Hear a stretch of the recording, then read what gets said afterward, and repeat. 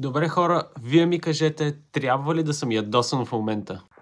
Търгувах на живо, когато видях този трейд, а именно Unicorn, имаме SMT с Liquidity Sweep от Asia Highs, имаме Change of Character, Fair Value Gap, Retest и страхотна възможност за движение до този Fair Value Gap, който беше плюс 3R. И да, аз влезнах на този трейд лайв и вижте какво стана. Да, цената дойде много близо до моя стоп лос. И да, спредът ме изкара, тъй като сме в Лондон сесия, търгуваме NQ.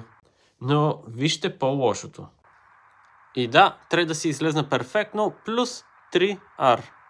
Не, но виж по-лошото. Този трейд направи плюс 12R. Плюс 12.